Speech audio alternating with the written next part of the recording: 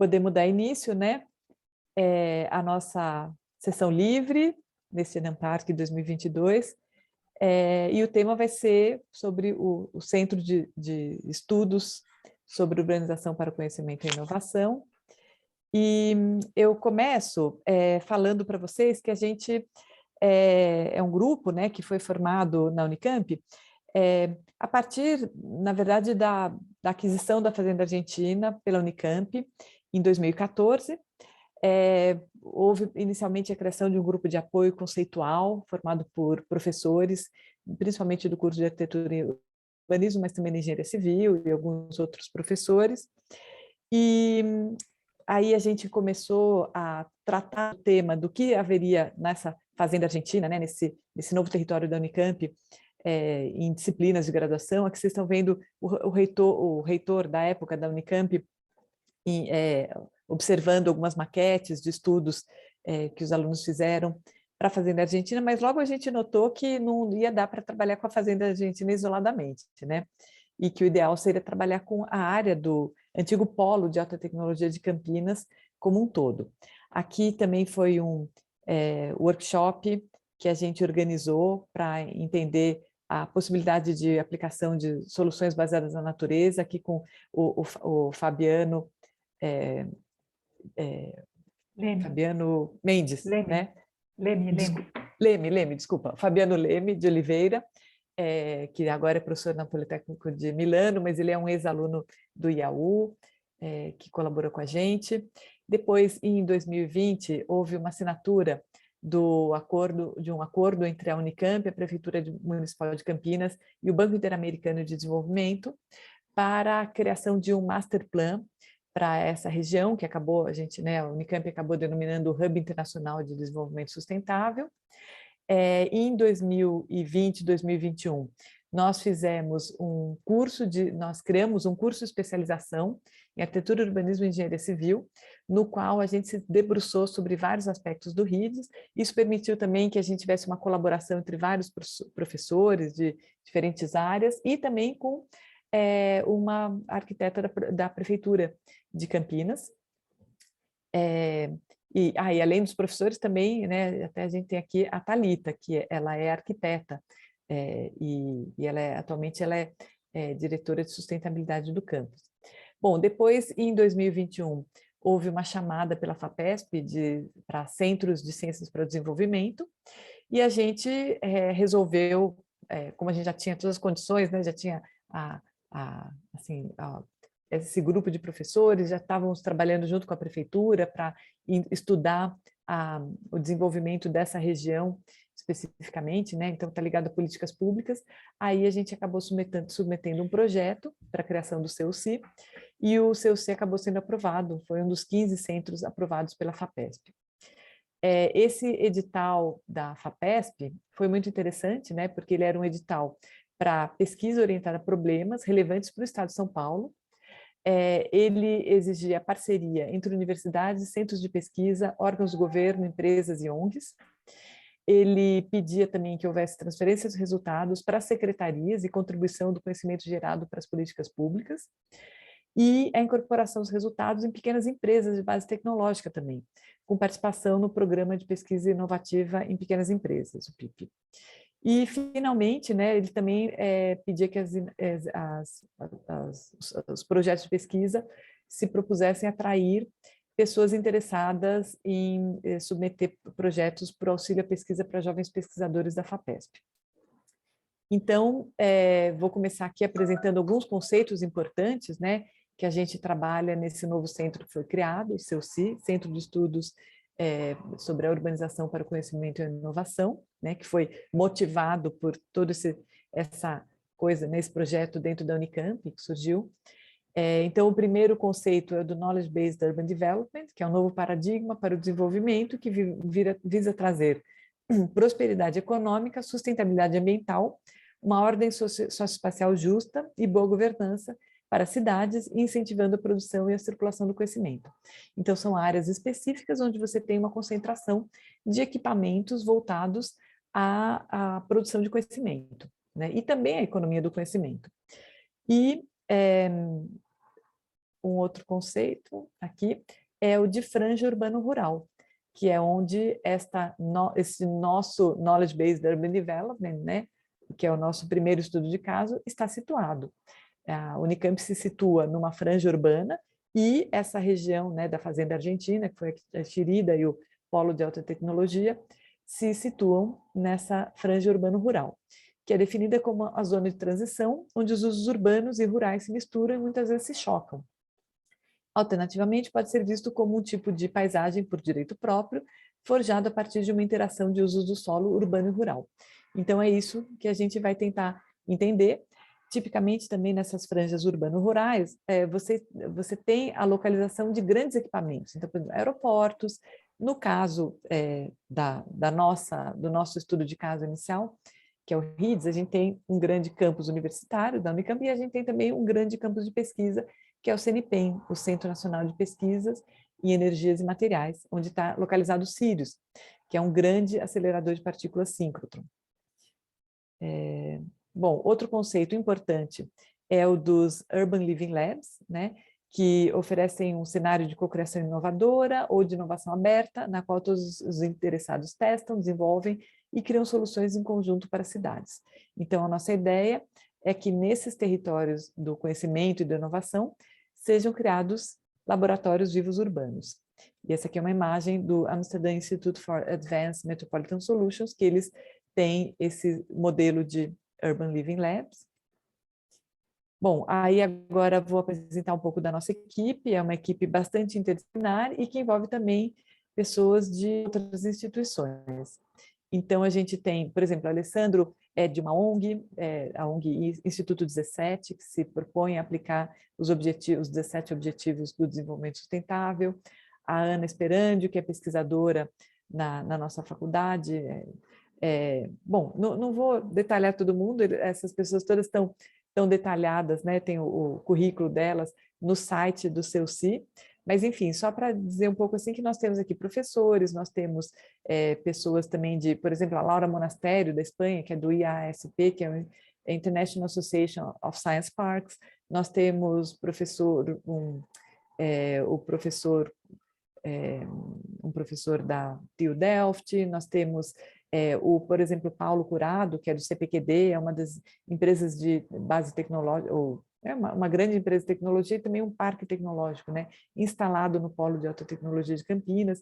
Enfim, temos uma série de pessoas com diferentes perfis e temos também o apoio e a participação de secretarias, né, em especial a Secretaria de Planejamento Urbano da Prefeitura Municipal de Campinas, o apoio também da Secretaria de Estado de Desenvolvimento Urbano, contrapartidas, né, que eram exigidas no edital do Banco Interamericano de Desenvolvimento e da Inova, que é a Agência de Inovação da Unicamp, da Pró-Reitoria de Pesquisa, instituições de pesquisa associadas, ONG, e estas empresas também, né? E principalmente, acho que a gente tem que destacar algumas empresas muito jovens, muito iniciantes ainda, mas que estão muito ligadas às questões do desenvolvimento sustentável, que usam o desenvolvimento sustentável como oportunidade de negócios, como a Eclo, que é ligada a saneamento e soluções baseadas na natureza, e a Flock, que é uma empresa também muito jovem ligada à economia circular, só para dar alguns exemplos. E a ideia é que a gente faça essa transdisciplinaridade, né, esse cruzamento de eixos entre tecnologias, governança, políticas públicas, legislação, economia circular, tal, com os serviços e infraestrutura públicos, mobilidade, sustentabilidade nas construções, manejo de águas pluviais, empreendimentos imobiliários, morfologia urbana, enfim, e áreas verdes. Os objetivos da pesquisa são reunir um corpo de conhecimento e um diálogo e criar um diálogo nacional e internacional sobre as áreas urbanas do conhecimento em regiões de franjas urbanas e estabelecer um centro de excelência nesse tema.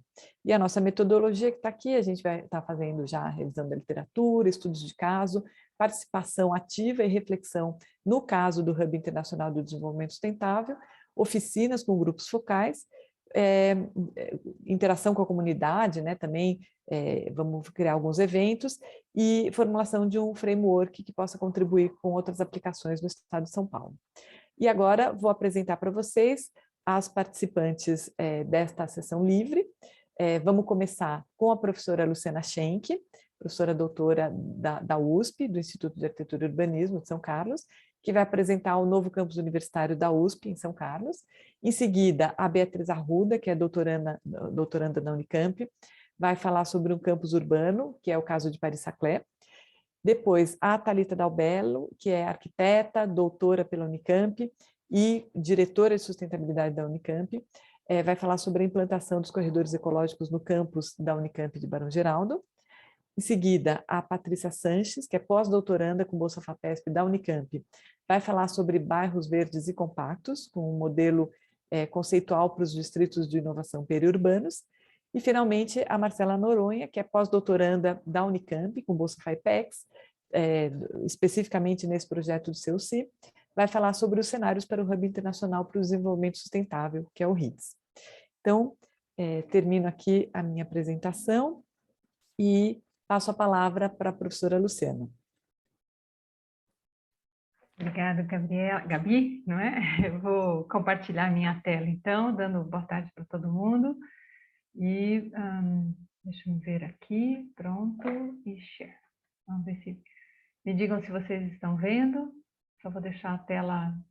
Estamos sim, é só maximizar agora. Maximizar, não é? Foi? Não, ainda não. Você tem que clicar nesse... Não, então, Eu acho que ela já clicou, deve estar carregando ainda. Ah, tá bom. Ah, tá. Eu cliquei naquele ícone que normalmente a gente amplia tudo. Chegou ou não? Ah, não, eu acho que... Quando você compartilhou, você colocou a tela inteira ou o PowerPoint? Não, eu compartilhei com a tela, com ele diminuído. Eu devo já deixar ele, inclusive, aberto? É melhor compartilhar a primeira opção, que é a tela, porque você deve estar vendo a apresentação, mas a gente está vendo o PowerPoint. Combinado, tá. Então, de novo, deixa eu diminuir vocês para enxergar. E aqui é a página inteira.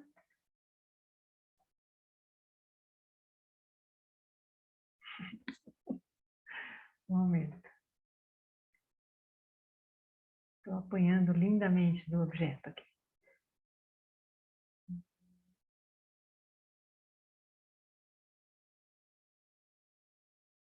Procurando pelo ícone.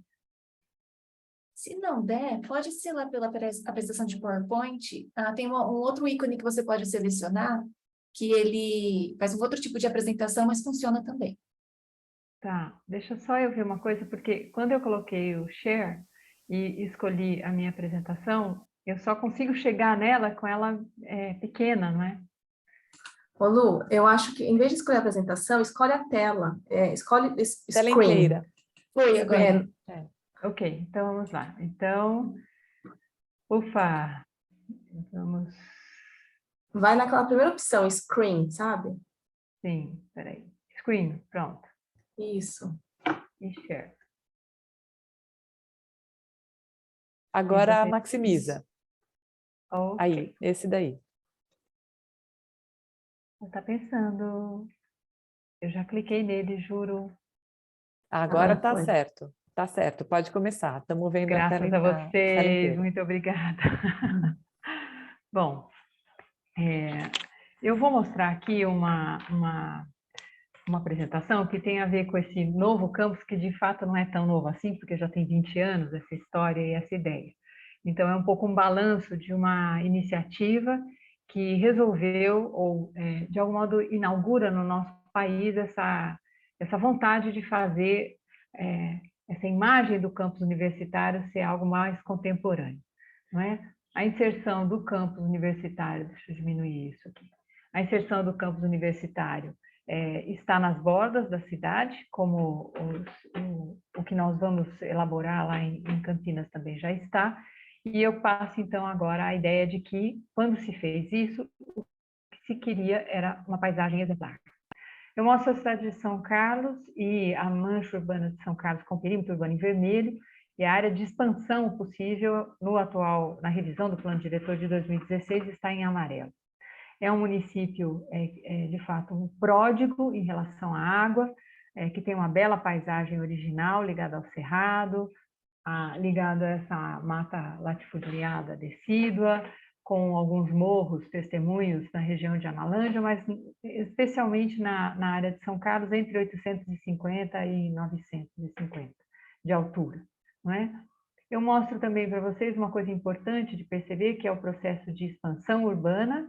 Até a década de 40, uma cidade bastante compacta, ainda baseada no deslocamento a pé, o bonde, e depois, entre 50 e 70, uma robusta ampliação capitaneada especialmente por dois movimentos: a vinda das universidades públicas e um braço dado aí com uma industrialização precoce, ou seja, tem na história de São Carlos, uma industrialização anterior, inclusive ao PDI da década de 70. Eu tenho também, mais contemporaneamente, um fenômeno que não é privilégio de São Carlos.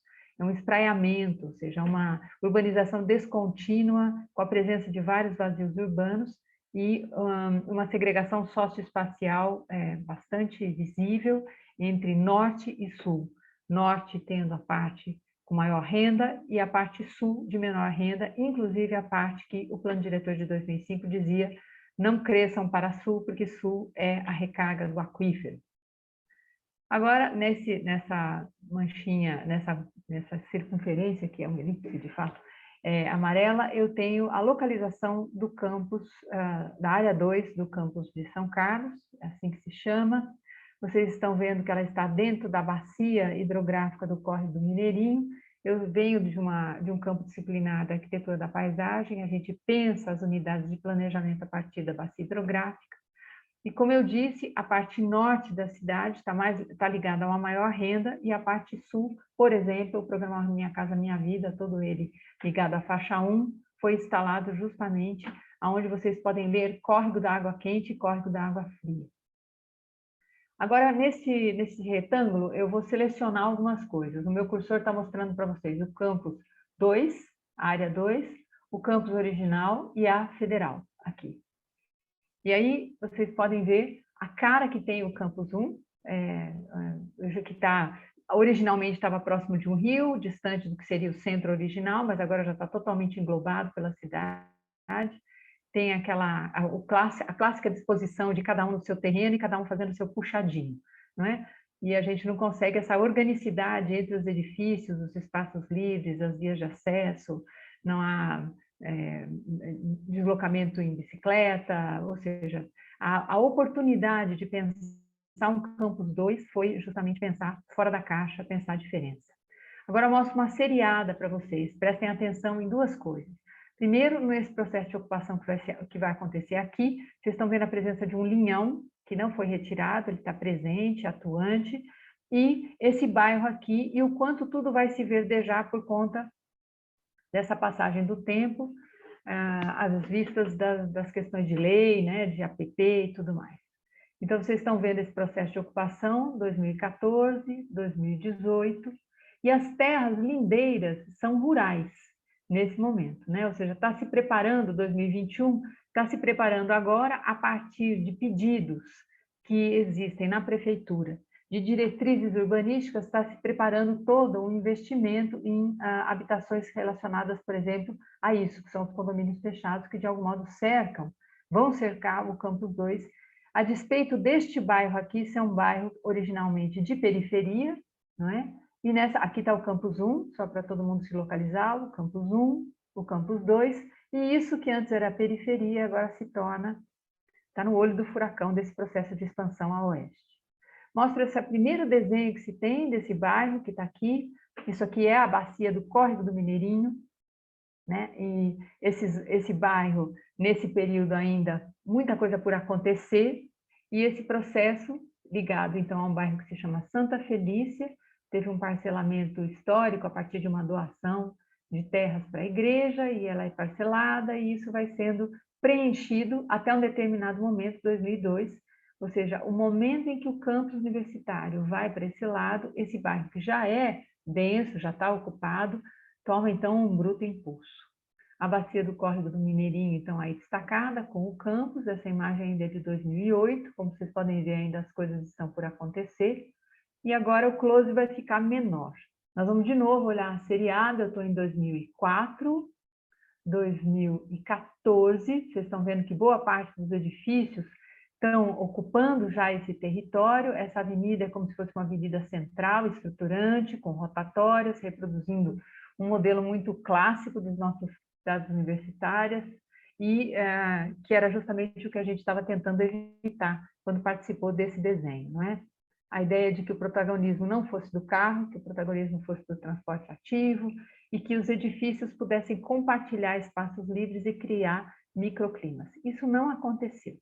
O que aconteceu foi a reprodução de um modelo que a gente já viu acontecer várias vezes.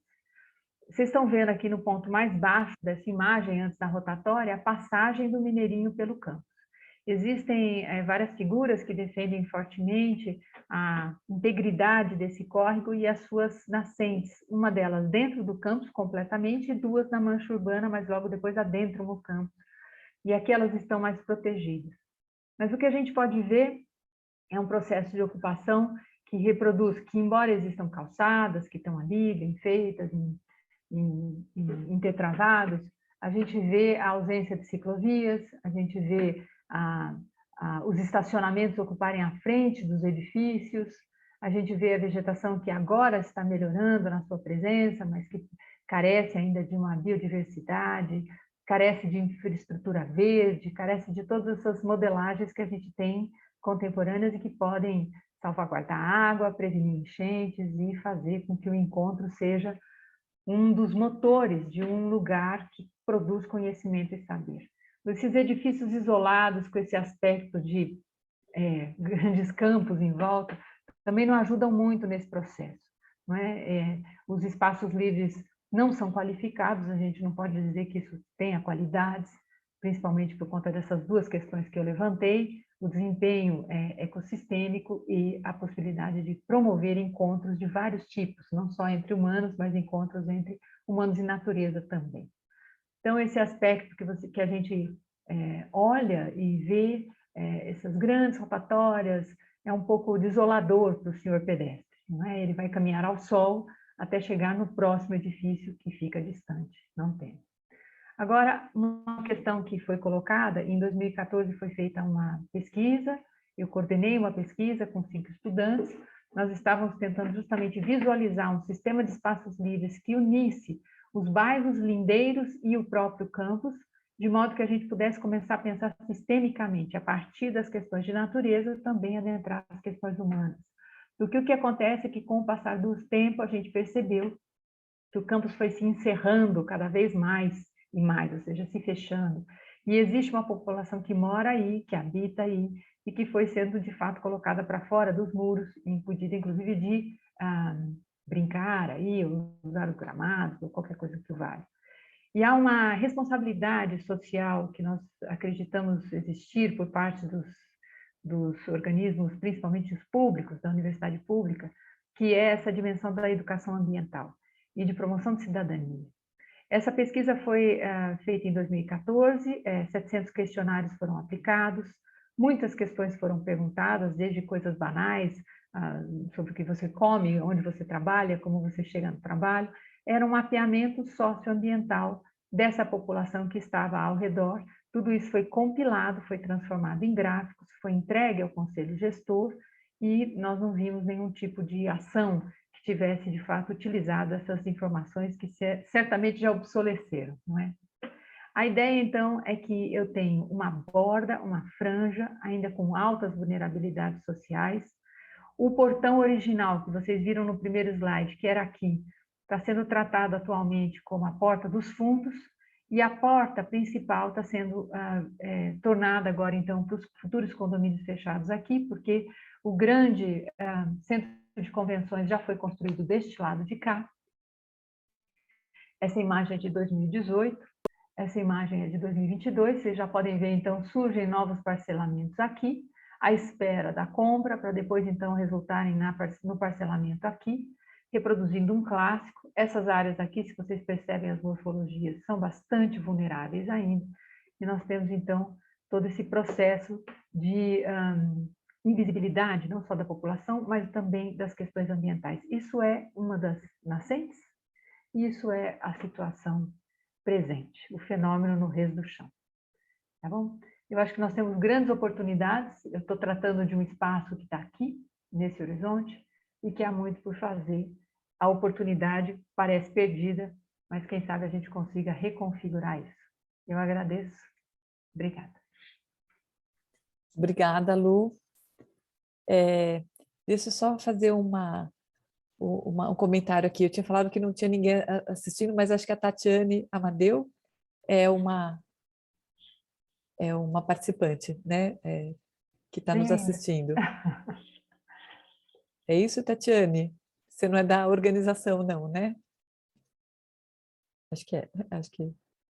Bom, então agora vamos passar para a próxima apresentação, que é da Bia.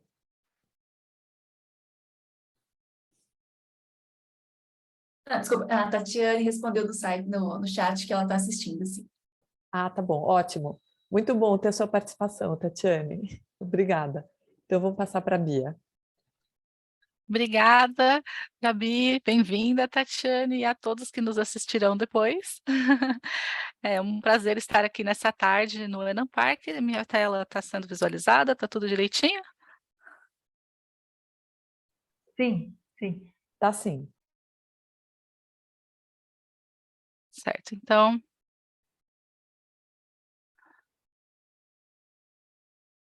vamos... só um instantinho, deixa eu colocar isso.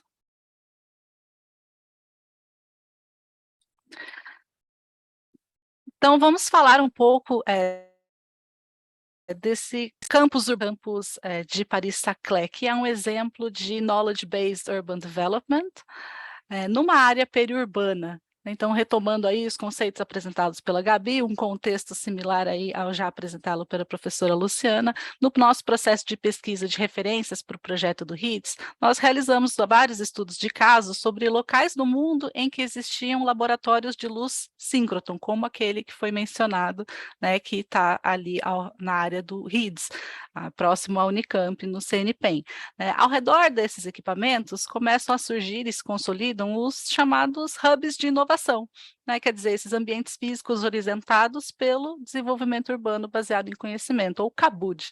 E encontramos alguns exemplos fora do Brasil, né, como na Espanha, em Barcelona, na França, em Grenoble, e hoje vamos abordar aquele, né, que apresentou mais similaridades na análise comparativa com o contexto de inserção espacial do RIDS, que é um exemplo francês, né, envolvendo aspectos territoriais que são tanto físicos quanto socioculturais, com pré-existências, né, que requerem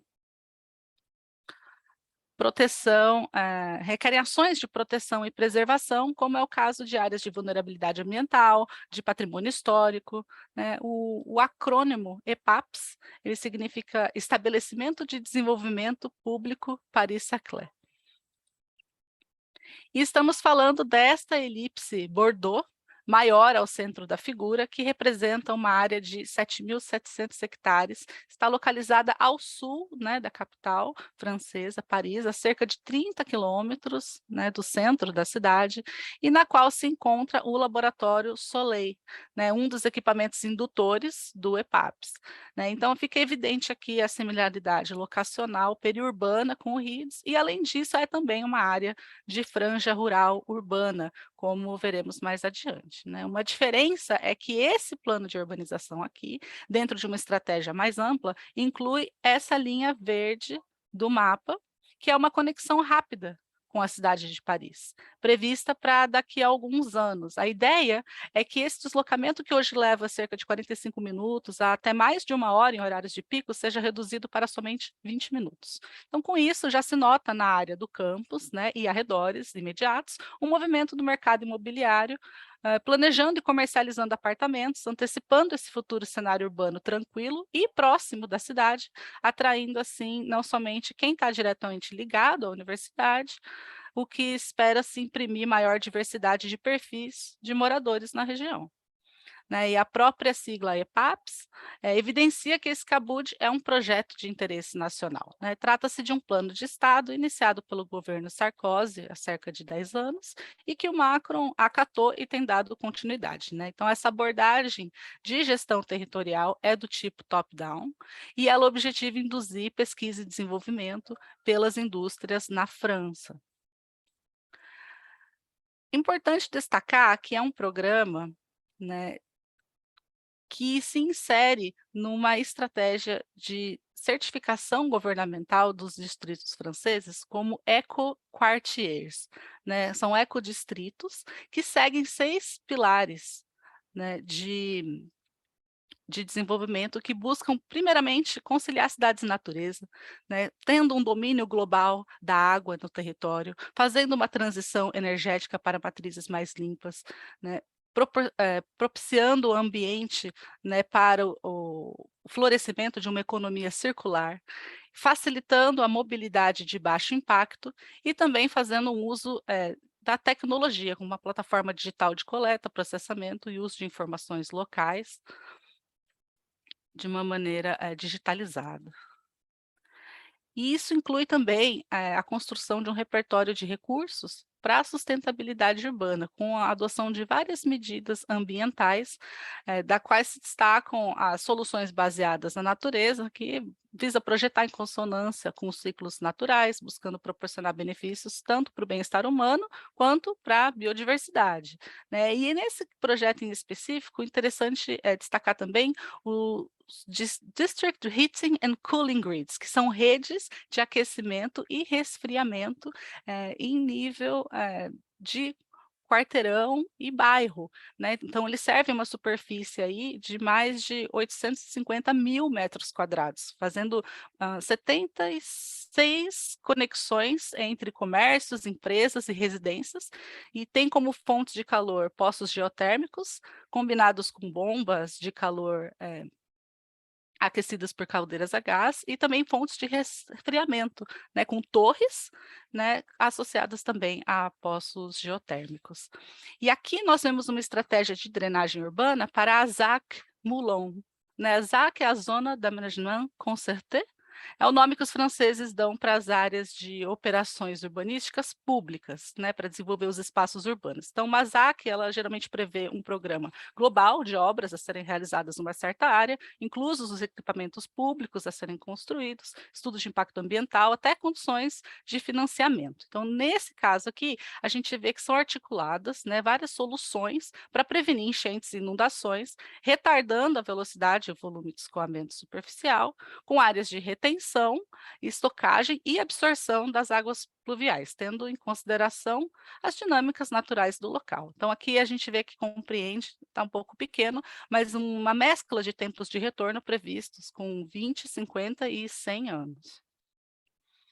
E também, dentro desse repertório, a gente tem uma mescla, né, de equipamentos públicos com a qualificação dos espaços urbanos públicos entre eles, né? Então, não só das edificações, mas dos espaços livres entre elas. E o objetivo disso é criar um link entre essas instituições existentes, que assim como o RIDS, né, são instituições de pesquisas, empresas, e usos como residencial, comercial e terciários, né, ao mesmo tempo induzindo, né, então áreas de conveniência, áreas com amenidades urbanas entre essas habitações. Então a gente cria o que os franceses chamam de cadre de vie, né, um ambiente cotidiano de vida urbana em que esses felizes acidentes, né, ou uma descoberta, né, não planejada, né, de um encontro fortuito, né, é o que a gente chama de serendipidade. E, consequentemente, isso promove uma maior colaboração entre as pessoas, né, e maior diversidade de ideias, de possibilidades. E todos esses são ingredientes muito importantes para um ecossistema de inovação. Então, aqui, né, em termos territoriais, a gente vê uma ocupação de uso misto, né, em azul, os equipamentos de pesquisa, que são numerosos e estão bem dispersos aqui no território. Em vermelho, essas atividades terciárias, incluindo os serviços e os comércios. Em roxo, né, os equipamentos públicos. Em amarelo, temos habitações, que são de caráter mais permanente, pois são dedicadas a famílias, né, não somente unifamiliares, mas também multifamiliares. E em laranja, as habitações estudantis, que teriam aí um caráter um pouco mais temporário. Além disso, tem uma valorização do patrimônio ambiental e arquitetônico rurais, né, que é algo bastante interessante e que se desenvolve em diferentes escalas, né, desde um pequeno jardim até grandes espaços maiores, como parques, praças e bosques. Né, e isso articulado de uma maneira em que os pedestres são convidados a fazer um percurso, né, de modo a conhecer e descobrir esses locais, então entrando em contato direto com a natureza e a sua história. E isso é inovador no sentido de que inclui, né, nas suas zonas de proteção, além de zonas de floresta, né, integradas com os corredores ambientais, que são representados pela cor verde escura aqui nesse mapa, né, também o tombamento de áreas rurais em caráter permanente, ou seja, a proteção de áreas historicamente dedicadas à produção agrícola na região, que são esses polígonos em verde claro. Então podemos ver que no conjunto é um desenvolvimento urbano que prevê uma alta cobertura vegetal do solo, que articula dispositivos legais que previnem o avanço do tecido urbano nessas áreas, de modo que elas não sejam suprimidas, né, e cumpram suas funções ambientais e econômicas dentro do ecossistema de inovação que essa urbanização visa desenvolver de uma maneira sustentável. Agora vamos para o resto do chão, observar exemplos de como esse repertório de recursos para a sustentabilidade urbana se aplica na escala do pedestre. Então, na confluência aqui dessas duas ruas, né, da esquerda para a direita, no número 1 a gente tem a caminhabilidade, né? A segurança do trajeto do pedestre é garantida aqui pelo um desenho de calçada que incorpora a vaga do estacionamento, não há sobreposição ao passeio e nem obstrução do leito carroçável. No número 2, mobiliário urbano, né? Então a gente observa um ponto de ônibus que é coberto, protegido também nas laterais com transparência, o que dá conforto, segurança, no qual se pode aguardar em pé ou sentado e com acesso a informações de transporte por toda a sua extensão. Temos também aqui no número 3 um comércio de rua, né? Então a fachada ativa no pavimento térreo proporciona interação com o pedestre, o que torna o caminhar mais interessante, agradável, né? No número 4, a agricultura urbana, a gente tem estufas que são localizadas aqui à beira do passeio, né? Integram a paisagem urbana, diversificando o tipo de edificação, né? E aproximando o local de produção com o de consumo, e que pode ser não somente de gêneros alimentícios, né? Mas também medicinais, ornamentais. E temos também, no número 5, as biovaletas, né, para acumular e escoar as águas pluviais, filtrando detritos e outras formas de poluição difusa, né? Aqui próximo desse recuo para estacionamento também tem uma. E número 6, o patrimônio, né, conservado e acessível ao público, né, pois ele está integrado aí ao seu entorno. E agora, num sobrevoo com o Google Earth, que nos auxilia a perceber a transformação desse território numa escala mais ampla, né, no decorrer do tempo.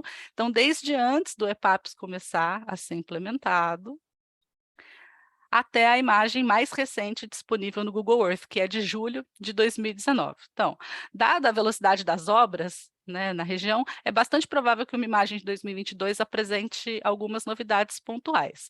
O que não prejudica aqui observar a ampliação do tecido urbano nas 2 últimas décadas, né? Notem que ocorreu principalmente no sentido da consolidação, mais do que da expansão, porque foi adensado nas áreas em que já existia alguma urbanização prévia, praticamente não avançando sobre as manchas verdes mais escuras, né, dos fragmentos e maciços florestais que foram essencialmente mantidos.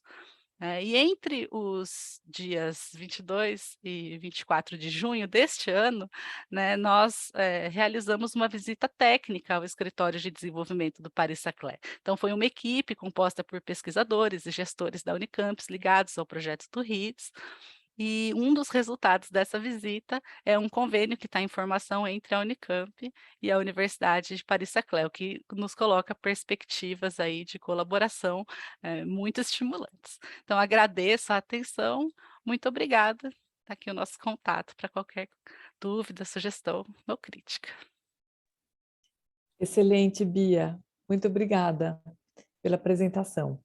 Bom, eu vou passar agora, a próxima é a Paty, né? Paty Sanches ou a Thalita? Já não me lembro. É a Thalita. É a Thalita primeiro.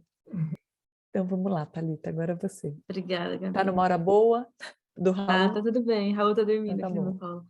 Então, melhor eu compartilhar a minha tela, né? É melhor.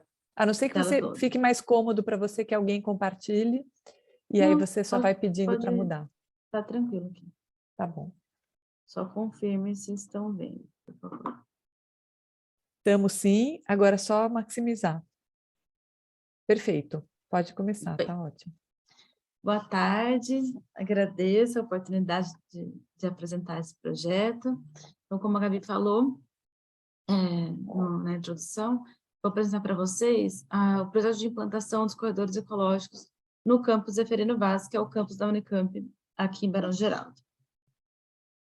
Só para trazer uma contextualização para os que estão de fora, nós estamos localizados na região norte do município de Campinas, no distrito de Barão Geraldo, e aqui vocês podem ver a imagem que a Gabi também trouxe na apresentação dela, que tem a delimitação do RIDES com a delimitação interna do campus da Unicamp Zeferino Vaz, o campus de Barão Geraldo.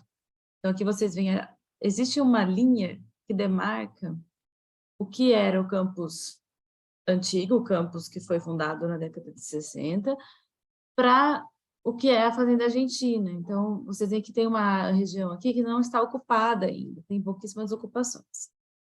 E o projeto dos corredores ecológicos é um projeto que, apesar dele estar conectado com o município todo de Campinas, inclusive com a região metropolitana, como eu vou falar daqui a pouco, ele está delimitado ao nosso campus, porque ele está sendo realizado com verba interna, com verba da Unicamp, verba orçamentária. É importante dizer também que a localização do campus Zeferino Vaz é estratégica no ponto de vista ecológico, porque ela está na conexão entre duas microbacias muito importantes para todo o sistema hidrográfico da região, que é a microbacia do Ribeirão das Enumas, que está nessa linha aqui, e a microbacia do Ribeirão das Pedras, que está nessa região aqui. Também é importante trazer a informação de que a conexão estabelecida entre as regiões, as matas remanescentes, inclui a mata de Santa Genebra, que é um maciço de vegetação de floresta, daqui da nossa região, e é muito importante para estabelecer toda a conexão com fauna e flora nessa região. Vocês estão ouvindo um barulhinho aqui, que é meu filho que está aqui no colo. Aí, então, vou trazer um pouquinho da cronologia Ótimo. Vou trazer um pouco da cronologia do processo em que ocorreu para que esse projeto chegasse onde chegou hoje. Desde antes de 2012, existe uma grande preocupação da Unicamp, especificamente com o Centro de Monitoramento Animal, da Divisão de Meio Ambiente da Universidade, que faz o monitoramento contínuo da fauna que cerca o campus, que cruza o campus. Em 2012, particularmente, foi registrado um aumento muito grande na quantidade de atropelamentos de animais na nossa região. Vou pausar só um minuto, gente.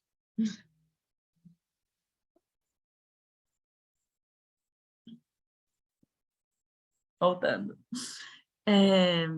E as prováveis causas desse grande aumento de atropelamentos foi diagnosticado que foi falta de percepção do problema pela comunidade local, falta de sinalização adequada de alerta viário, falta de barreiras físicas protegendo as APPs, então essas áreas de vegetação remanescente, e as áreas de proteção permanente, e o aumento da quantidade de veículos que estavam circulando no campus. Isso fez com que despertasse algumas ações internas da própria universidade, que foi, especificamente, o cercamento das APPs de dentro do campus e algumas ações de sinalização para essas regiões em que ocorriam a maior quantidade de atropelamentos de fauna. Vocês podem ver no mapa aqui embaixo, onde está em vermelho foram as regiões que foram cercadas entre 2012 e 2016. E aí, em verdinho, que são só esses 2 locais, são as regiões que estavam planejadas para serem cercadas após 2016. No desenvolvimento dessas preocupações todas relacionadas à circulação de fauna no campus, houve uma contribuição muito grande do grupo da Unicamp, do SEMA, com a Prefeitura Municipal de Campinas, especificamente a Secretaria do Verde, do Meio Ambiente e do Desenvolvimento Sustentável. Essa conexão entre as 2 instituições resultou em 2 resoluções de 2016, que estão dentro do Plano Municipal do Verde, que estabeleceram as linhas de conectividade no município de Campinas como um todo.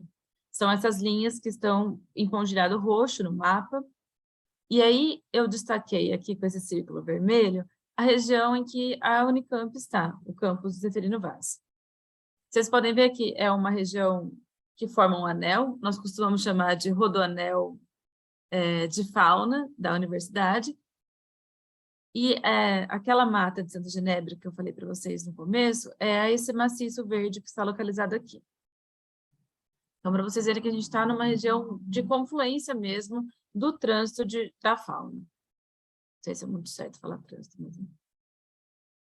E também é importante falar que esse projeto está dentro do projeto Reconecta RMC, Região Metropolitana de Campinas, que faz uma conexão entre nossas linhas de conectividade aqui do município de Campinas com todas as matas de vegetação remanescente da região metropolitana. Então, os municípios que estão aqui ao nosso redor também fazem conexão com nesse projeto.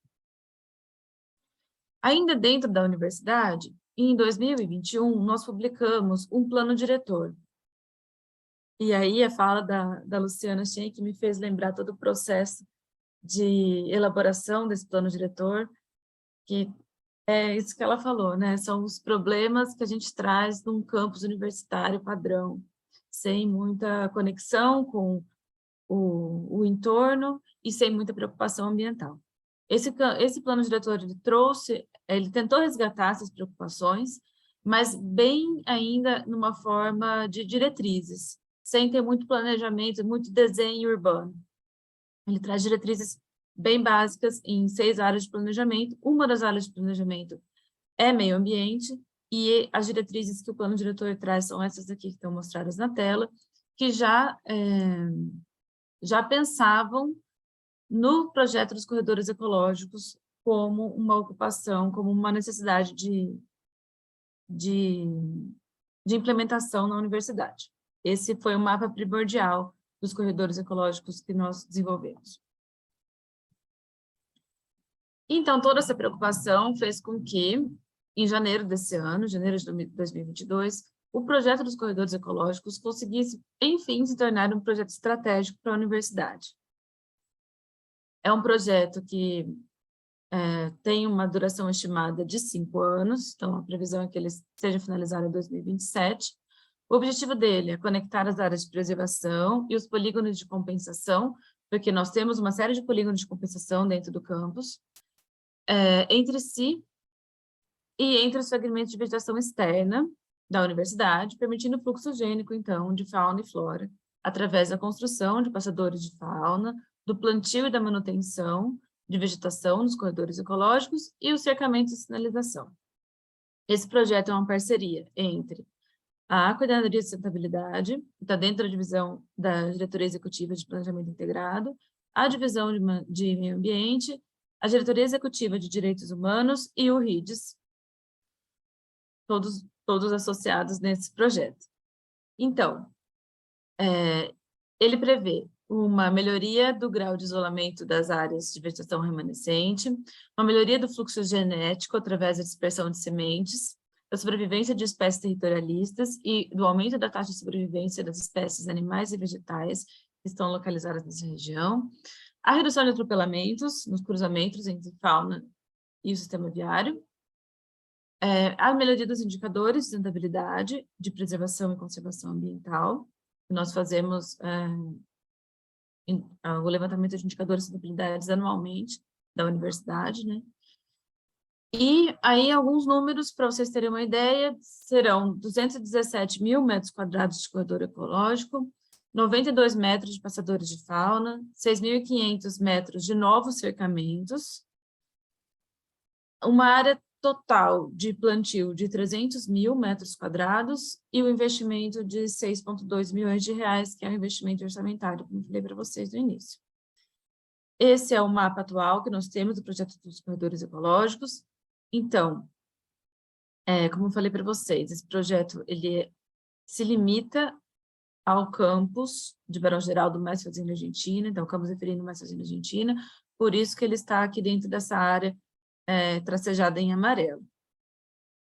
Em tracejado vermelho são os cercamentos, em verde são as áreas de plantio, incluindo as APPs, incluindo as reservas legais, porque muitas delas precisam de um processo de reflorestamento, de recuperação da vegetação nativa.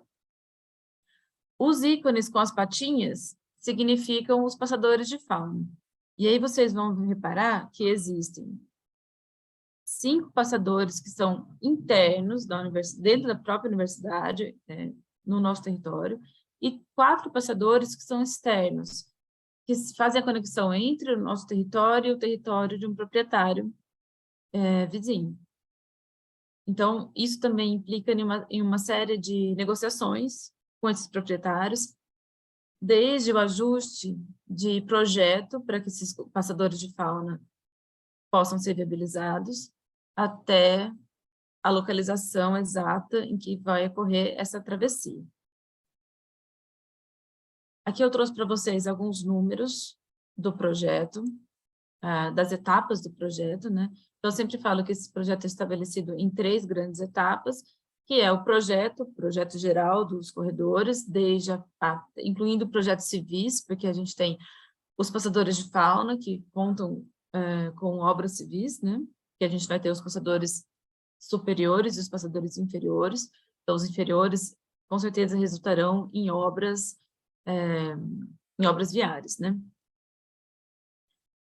E depois nós temos as obras, o plantio e toda a parte de alinhamento com a comunidade interna, a comunidade externa, os proprietários externos e principalmente com a própria Prefeitura de Campinas, Secretaria do Verde e do Meio Ambiente, que está com a gente nesse projeto também.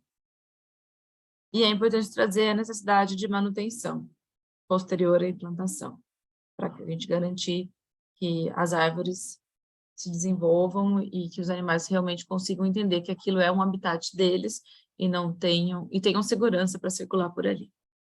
E aí eu trouxe para vocês também alguns projetos que foram desenvolvidos na disciplina de especialização do curso da FECFAL, que trouxeram que tanto verificaram a necessidade da gente plantar esses corredores ecológicos, como trouxeram outros subsídios para a gente embasar o nosso projeto. Então, aqui vocês podem ver que o mapa trouxe uma leitura do território com as áreas verdes, que têm potencialidade de serem corredores de fauna, além daquilo que já estava estabelecido no Plano Municipal do Verde. Aí eu trouxe 3 projetos de trabalho final de conclusão de curso, que foram desenvolvidos durante o curso de especialização. Um deles fez um mapeamento e trouxe uma simulação do planejamento desses corredores ecológicos, considerando uma área expandida do RIDES. Aqui vocês estão vendo o RIDES está para a escala que a gente costuma ver, ele está reduzido, né? Porque a aluna, Gabriela Rosa, trouxe outros maciços de vegetação nativa que são que são importantes e que trazem a contribuição do fluxo gênico nessa região, incluindo, como falei para vocês, a Mata de Santa Genebra, que é esse maciço que está aqui à esquerda no mapa. Também tivemos uma contribuição importante da aluna Natália, que trouxe o potencial das áreas verdes como ambientes restauradores, também trabalhou especificamente nessa região dos corredores ecológicos, e o trabalho da Thaís Michelão, que trouxe a infraestrutura verde como uma estratégia para seus incels nos serviços ecossistêmicos e os sistemas de espaços livres. E todos esses projetos fizeram parte e contribuíram para embasar um outro trabalho final resultante desse curso de especialização, que está já dentro da Secretaria do Verde, em parceria com a Prefeitura Municipal de Campinas, que é o projeto do Parque das Anhumas, que é um trecho específico dos corredores ecológicos, que aqui no mapa do RIDES, ele está representado nessa região aqui, e nesse mapa aqui ao lado, vocês estão vendo que ele está dividido em 3 porções, porção norte, central e sul, e para cada uma dessas porções, o grupo estabeleceu uma série de diretrizes e até evoluíram para a escala do desenho urbano representativo para essas regiões. Thalita, Aqui a gente trouxe um zoom. Opa, desculpa, estou acabando já, esse é o último. Aqui a gente trouxe um zoom dessa região do Parque das Anhumas. E então, finalizo trazendo os desafios que nós temos nesse projeto. Então, como falei durante toda a apresentação, alinhamento total entre a Prefeitura Municipal de Campinas, Unicamp e os proprietários vizinhos, associação desse corredor ecológico a um banco de mudas, a manutenção necessária para a pós-implementação dos corredores ecológicos e a responsabilidade dessa manutenção, para quem vai ficar essa incumbência em termos organizacionais e de gestão da própria universidade. É isso, gente. Obrigada pela atenção. Excelente, Thalita. Muito obrigada pela apresentação. Então, acho que a gente pode passar já para a Paty Sanches e só avisar aqui que a gente tem mais público. A gente tem aqui a presença da Ana Esperandi, que é pesquisadora também do CEUCI, lá da Unicamp. Temos a Silvia, temos a Juliana Moreno. Então, nosso público está aumentando. Vamos lá, Paty, pode começar. Estamos vendo já a tua tela. Vocês estão me ouvindo, né, agora, né? Estamos sim. Então tá. Bom, boa tarde a todos e todas. É um prazer estar aqui, contribuindo para essa sessão livre e apresentando uma parte de uma pesquisa de pós-doc. Essa pesquisa foi supervisionada pela professora Gabriela Celani. E basicamente, o próprio título já está falando, a gente vai trazer a temática de bairros mais compactos e, ao mesmo tempo, mais verdes, no sentido de oferta de áreas verdes e serviços ecossistêmicos, por meio de um modelo espacial conceitual focado em distritos de inovação periurbanos. Então, para contextualizar um pouquinho da questão da área periurbana, que já foi um pouco introduzida pela professora Gabriela, essas áreas são de alto valor ambiental e ecológico, porque são áreas de produção de água, de abastecimento de água, de produção de alimento, de melhoria climática e áreas de lazer e recreação, que servem não só a cidade, né, mas toda uma região, ou uma região metropolitana, como é o caso do RIDES, mas, ao mesmo tempo, são áreas periurbanas que são foco de muita poluição, de ações de contaminação, de degradação, seja por extração de minério, seja por aterros sanitários que possam existir nessas áreas, seja parques industriais poluidores, ou mesmo grandes movimentações de aterro, de corte, né, de terraplanagem, que aí causam assoreamento, erosão. E as áreas periurbanas são um palco, né, desse grande fenômeno em progressão, né, em crescimento, que é esse fenômeno já falado pela professora Luciana Schenck, da dispersão e fragmentação urbana. A gente pode ver aqui essa mancha urbana de São Paulo, uma grande conurbação, né, da região metropolitana de São Paulo com a de Campinas, muitas vezes motivada, na grande parte, motivada por esse modelo rodoviarista. E aí as áreas periurbanas cada vez mais ganham força no sentido de discussão nas agendas políticas e de planejadores do território. E os novos distritos de inovação, né, distritos para inovação e conhecimento, muitos deles começam a florescer em áreas periurbanas, principalmente na nossa realidade brasileira, muitas vezes induzida pelas universidades, pelos campi universitários que estão nessas áreas periurbanas, como a São Carlos, como a Unicamp no início da formação da Unicamp, ou por laboratórios, por centros de pesquisas que estão também nessas áreas periurbanas.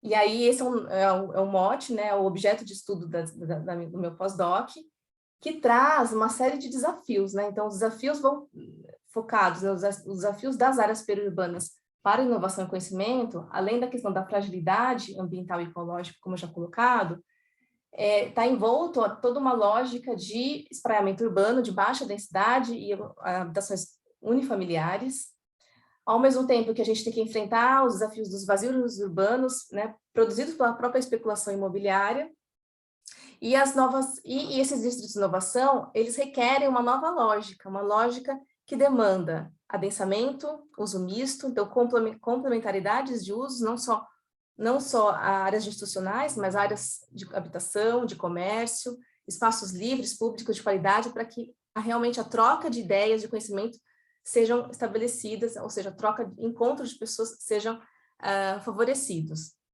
ou seja, essa interação social. Mas, ao mesmo tempo, a gente sabe que existem políticas urbanas muito frágeis, muito genéricas para essas áreas, e a gente precisa mais de instrumentos, de mecanismos legais, ferramentas, diretrizes que realmente olhem com um olhar mais cuidadoso para essas áreas que têm uma demanda específica. Dito isso, né, essa falta de políticas públicas inadequadas, que a minha pesquisa vem trazer um pouco de contribuição no sentido de criar um modelo norteador. Então, em termos de questões de pesquisa, o que motivou foi justamente responder como promover o adensamento, né, ao mesmo tempo a proteção de áreas naturais existentes e a oferta de novas áreas verdes multifuncionais. E a segunda pergunta, complementarmente, como conciliar desenvolvimento urbano, conservação da biodiversidade e segurança alimentar em áreas periurbanas. Por meio dessas, né, buscando responder essas perguntas, os objetivos da pesquisa principalmente vem responder essa questão da multiscalaridade, então propor e pensar estratégias de ocupação periurbana mais sustentável, atuando nas múltiplas escalas e as suas articulações, então a escala da quadra, a escala do bairro, do distrito e a escala regional. Trazer um modelo conceitual, então desenvolver um modelo espacial conceitual de forma a conciliar essa ocupação urbana mais adensada e, ao mesmo tempo, oferta de áreas verdes em áreas periurbanas e, obviamente, trazer com que esse modelo seja realmente um subsídio, né, subsidiar futuras propostas de desenho urbano e políticas públicas para áreas periurbanas que tenham essa vocação de maior adensamento, como os espaços de inovação e conhecimento. Então, eu utilizei o RIDS, que vocês já conhecem, né? A Thalita explicou um pouquinho, a Gabi explicou, e eu utilizei o RIDS como um ponto de partida, como um estudo de caso para desenvolver um modelo, mas não pensando em restringir esse modelo somente aplicado no RIDS, mas com a possibilidade de replicá-lo em outras situações periurbanas com demandas e contextos semelhantes. Então, basicamente, vou trazer uma framework que fundamentou e que norteou o desenvolvimento desse modelo espacial. Então, nessa framework a gente dividiu um aspecto da área verde e um outro aspecto da ocupação urbana, em 3 escalas, pensando nessa questão da multiscalaridade, então, da quadra, do bairro e da região periurbana, e aí eu vou ter um foco maior na questão do bairro do distrito, trazendo aí como proposta para esse modelo elementos lineares de áreas verdes, né, estruturas lineares de áreas verdes, justamente para possibilitar essa questão da conectividade. Então, que categorias de áreas verdes que a gente poderia estar pensando nesses espaços, que, inclusive, trazem todas essas demandas que a própria Thalita colocou. Então, as vias arborizadas, os caminhos verdes, os parques lineares e os corredores ecológicos, que já estão previstos, né, no RIDS enquanto lei, mas que possam acontecer em outros contextos, né, de áreas periurbanas, sempre associados nessa proposta do modelo espacial com o parque ou com áreas produtivas, áreas verdes produtivas, como faixas de amortecimento. E eu vou explicar um pouquinho mais para frente o que significam essas áreas. Ao mesmo tempo, do ponto de vista de ocupação urbana, a gente pensar em uma estratégia de um gradiente de intensidade de ocupação do solo, no sentido de que a menor intensidade está mais próximo de corredores ecológicos ou de áreas verdes de proteção, e essa intensidade vai aumentando conforme se afasta dessas áreas de corredores ecológicos. Então, só para a gente espacializar esse conceito, né, numa forma esquemática, a gente tem bacias diferentes, a gente tem a proteção das APP, segundo o Código Florestal, e a ideia da proposta do modelo é a gente unificar e conectar essas APPs entre bacias e considerar também a questão da cobertura do solo, então como que essa rede que vai se formando de áreas verdes se conectam com outros fragmentos florestais que estão ao redor da nossa área de intervenção ou mesmo dentro da nossa área de intervenção.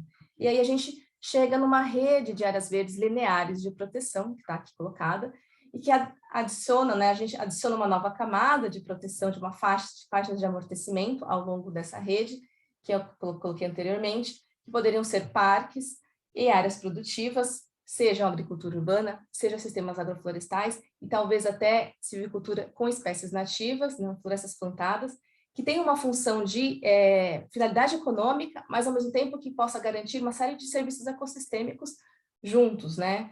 Então, de uma forma uma visão bem multifuncional.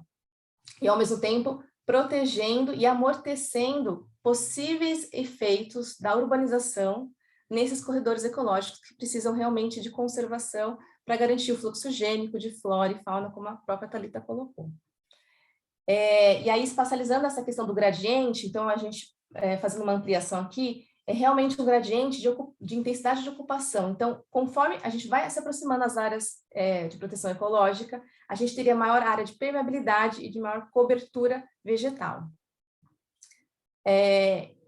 Ainda adicionando mais duas categorias de áreas verdes, como eu já mencionei, a gente teria os caminhos verdes e os parques lineares, também com usos diversos, mas focado principalmente ao lazer e à mobilidade, mas que não tivesse como condicionante o gradiente, porque realmente a gente quer que essas áreas passem em áreas que tenham maior concentração de pessoas, maior adensamento, devido às suas próprias usos e a função que elas exercem nesses espaços urbanos.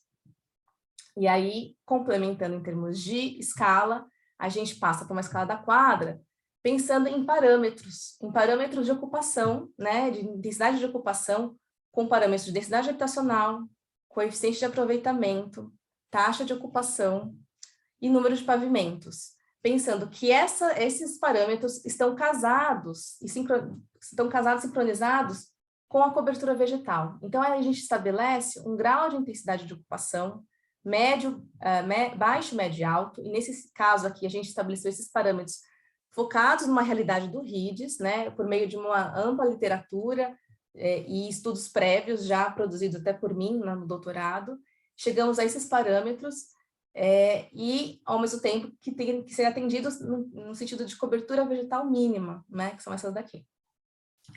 Além disso, ainda nessa escala da quadra, em termos de categorias de áreas verdes, a gente pensar também na área verde intraquadra. Então, que tipo de áreas verdes intraquadras que a gente está falando aqui em termos de categorias, né? Fazendo um zoom, então a gente teria não só as ruas arborizadas, mas também áreas verdes, desde a pública, como praças e parques, passando para áreas verdes intraquadras privadas, mas de acesso público, seja por uso misto, ou seja por uso residencial, até chegar numa situação, numa escala bem mais de acesso restrito e privado, que seriam quadras mais fechadas que tivessem uma área verde comum, né, para os condôminos dali. Então, a gente está trabalhando aqui com desenho urbano, né, com propostas de morfologias urbanas que possam permitir um maior provimento de áreas verdes no nível da quadra.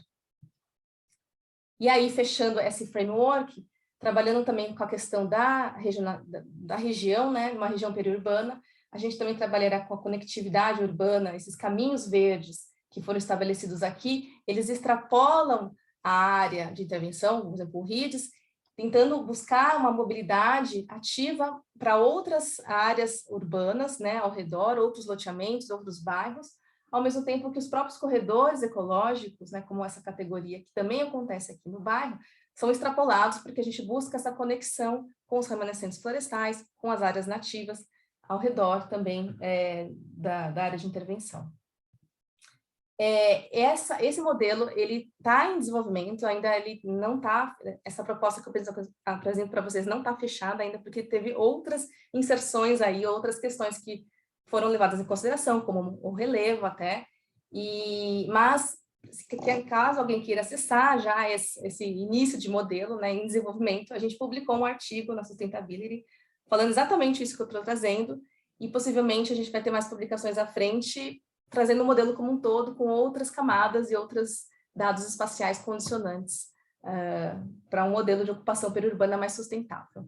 Então, eu deixo aqui meu agradecimento à FAPESP pelo financiamento da pesquisa, à FEC-FAO pelo apoio, condução da pesquisa, e deixo meu contato também, caso vocês tenham alguma dúvida, crítica, sugestões. Eu agradeço a atenção. Obrigada, Paty, excelente apresentação também. E agora a gente vai para a nossa última apresentação, que é da Marcela Noronha, que vai apresentar como é que está o estágio, né, de desenvolvimento, na verdade é o desenvolvimento final que ela vai mostrar, do trabalho do Master Plan que foi elaborado pela empresa coreana, que foi contratada pelo Banco Interamericano de Desenvolvimento. E se a gente ainda tivesse mais tempo, né, a gente apresentaria também a lei que a prefeitura está começando a apresentar esta semana. Mas, enfim, então a Marcela vai mostrar agora o Master Plan proposto pela empresa coreana. E também todo o desenvolvimento, né, Marcela? Como é que foi? Sim. Bom, então, vou começar a apresentação. Bom, boa tarde. Bom, eu sou a Marcela Noronha, como a Gabi já tinha apresentado, e eu sou pós-doc da FEC-FAO, lá na Unicamp, e eu estou trabalhando especificamente no projeto do SEUC, né? No projeto de pesquisa do SEUC. E eu vou apresentar, então, esse Master Plan que foi desenvolvido pelo CRIS, né, por essa empresa coreana, para o RIDS. O Hub Internacional para o Desenvolvimento Sustentável, né, o RIDS, ele surgiu quando a Unicamp comprou a Fazenda Argentina no ano de 2013. E essa fazenda, ela corresponde a 60% da área atual do campus de Barão Geraldo, e está localizada dentro do antigo Ciatec 2, que é uma região de expansão urbana que foi designada pela Prefeitura de Campinas como um polo estratégico para o desenvolvimento da cidade. E, com o tempo, o RIDS foi se expandindo além dos limites da Fazenda Argentina e passou a incluir também toda a área do Ciatec 2, que também tem lá dentro, além do campus da Unicamp, a PUC Campinas. O RIDS, né, na sua forma atual, tem mais de 1.100 hectares, e além dessas duas universidades, a área também tem importantes hospitais e muitos centros de pesquisa e desenvolvimento em tecnologia, como, por exemplo, o CPQD e o CNPEM. E o CNPEM tem o maior acelerador de partículas síncrotron da América Latina, o Sirius. E a presença de todas essas instituições torna essa área uma oportunidade única para o desenvolvimento urbano baseado no conhecimento. Mas a área do RIDS ela tem várias características que tornam a sua ocupação um desafio. Por exemplo, tem o Ribeirão das Enhumas, né, como já foi dito antes, que passa por essa área e gera inundações, em parte considerável assim, do território. E a área também tem a presença de grandes manchas de vegetação, como a Thalita falou, manchas de vegetação em recuperação, que precisam ser conectadas, né, por meio dos corredores ecológicos, e também tem bens históricos tombados ou em processo de tombamento, como a Fazenda Paudalho e o conjunto arquitetônico da Fazenda Enhumas, que está para ser tombado, né, está em processo. Então, qualquer projeto para esse território precisa equacionar, né, a preservação desse patrimônio natural e desses patrimônios arquitetônicos com o seu potencial para o desenvolvimento urbano e econômico que ele tem para a cidade, né? Então, além dessas restrições, também temos o problema que há poucas áreas que ainda podem ser desenvolvidas dentro do RIDS. Menos da metade da área ainda está desocupada, aproximadamente 272 hectares. A Fazenda Argentina, né, que é de propriedade da Unicamp, corresponde a um pouco mais de 1/3 dessa área desocupada. E o resto são terras privadas, que, apesar de elas ainda estarem vazias, elas pertencem a proprietários privados que já manifestaram o interesse, né, a intenção de fazer loteamentos fechados. E esse perfil dos proprietários, né, em contraposição tanto à necessidade de preservar os bens históricos e naturais do local, quanto à intenção de tornar o RIDS esse polo de desenvolvimento tecnológico, isso vai tornar imperativo a criação de políticas e de incentivos, né, ao desenvolvimento sustentável dessa região, que se apresentem como uma alternativa que seja mais interessante, né, do que esse modelo atual que já está começando a ser adotado para o local. Então, em março de 2020, foi estabelecido um convênio entre a Unicamp e o Banco Internacional de Desenvolvimento e a Prefeitura, né, o BID, a Prefeitura de Campinas, por meio de uma cooperação técnica, para financiar a elaboração de um master plan para a região do RIDS. A empresa que foi contratada foi o CRIS, né, o Korean Research Institute for Human Settlements, que é um escritório coreano, e eles receberam apoio também de uma joint venture estabelecida entre uma empresa de consultoria espanhola, a IDOM, e uma empresa brasileira, a Demacamp. E essa apresentação que eu vou fazer agora, ela tem como objetivo, então, discutir essa metodologia e os cenários que foram propostos pelo CRIS para esse Master Plan. A metodologia, né, que eles adotaram, que o CRIS adotou para o desenvolvimento do projeto, foi baseado em ciclos, né, de reuniões e workshops com os stakeholders do projeto, a Unicamp, o BID, as empresas que existem no local, para conseguir entender quais eram as visões que eles tinham para essa área e também conseguir definir, então, quais seriam os princípios e as estratégias desse Master Plan. O cronograma para o desenvolvimento foi de 1 ano e incluiu, além desses workshops que foram realizados em Campinas, uma viagem com representantes da Unicamp, da PUC, da Prefeitura e de outras empresas envolvidas para conseguir conhecer soluções e cidades inteligentes na Coreia. O processo de desenvolvimento se encerrou, então, em setembro, com a entrega das estratégias para a implementação desse Master Plan. O CRIS propõe princípios e estratégias, né, para esse Master Plan, para o projeto desse Master Plan, que são claramente baseados no novo urbanismo e também no desenvolvimento orientado ao transporte, né, o DOT.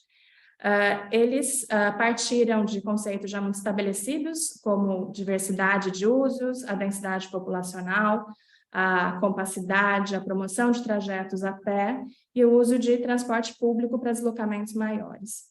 E outro conceito importante que eles trataram foi utilizar a estrutura fundiária existente no projeto, né, existente na área, porque muitas das áreas que não estão ocupadas são de propriedade privada. Eles adotaram também 6 estratégias principais, então, para a elaboração desses cenários com o desenvolvimento do RIDS. O primeiro foi criar um núcleo para aglomerar atividades de inovação, negócios e centros de desenvolvimento e pesquisa, para dessa forma desencadear o desenvolvimento da área. Utilizaram o desenho urbano de ruas e miolos de quadra para conseguir fomentar a interação e a comunicação. Conectaram a rede viária do RIDS com as rodovias do entorno, por exemplo, a Dom Pedro I e a rodovia Ademar de Barros, também conhecida como a Mogi Campinas, né? Consideraram a divisão existente dessas glebas para conseguir implantar essa malha viária, né? E conseguir subdividir essa ocupação do solo, e enfatizaram os limites entre as áreas públicas e privadas, e para preservar o ecossistema natural, partiram de 2 tipos diferentes de espaço verde, que eles chamaram de espaços ativos, que seriam os parques, os percursos, as praças, e os espaços verdes passivos, que seriam as áreas de preservação ambiental.